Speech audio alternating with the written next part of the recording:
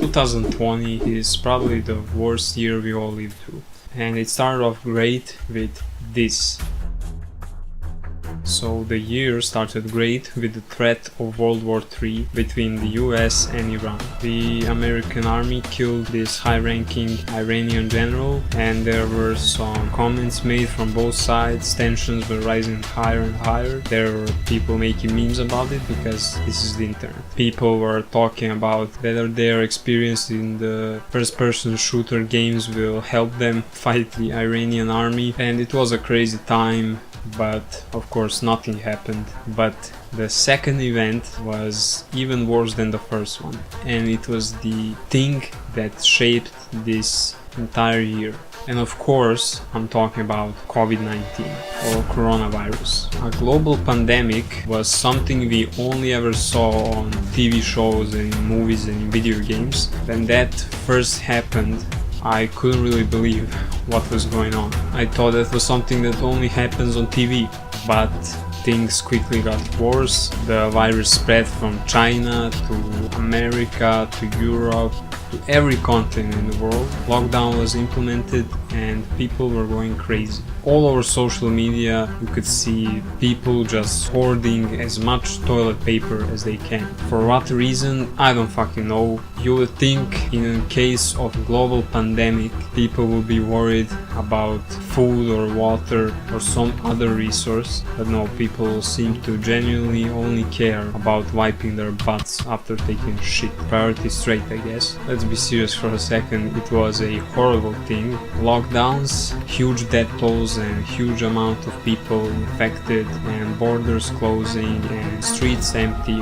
And let's also talk about the economic recession, various protests going on because of the lockdowns and the virus, and lots of conspiracy theories. So it was a crazy time when people were going completely mad, I can tell you that. And in the middle of the COVID pandemic, people were not only protesting because of lockdowns and the economy being down, but also because of killing of George Floyd. Around May, beginning of June, people started protesting against the police violence and brutality against racial minorities in the United States, and the Black Lives Matter movement really started picking up steam. It was not only a US phenomenon, it was also a global one. I remember people here in Serbia were also protesting, but I really didn't see the point of these protests, especially when people started looting stores and setting fire and attacking random people for no reason and vandalizing memorials of important historical figures. That's when I think these protests lost any meaning.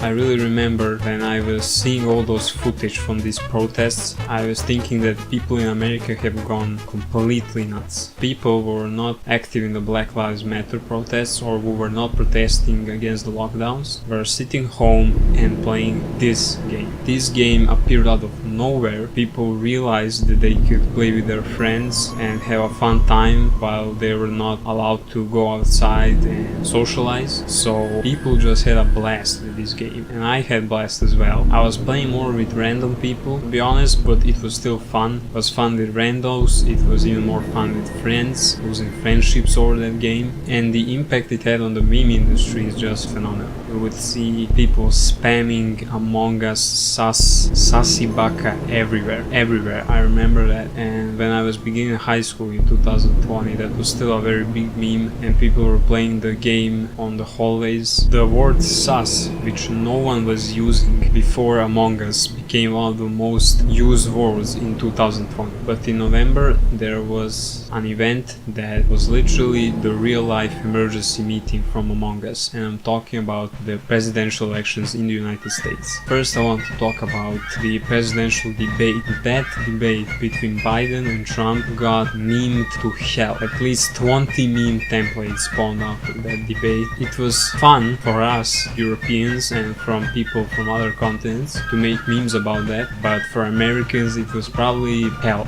you know. And the presidential election itself was a complete circus. Countless recounts and countless accusations of voter fraud, many conspiracy theories, many protests, and many events that would happen after the election that would be very, very weird. Thank you for watching. Subscribe, please.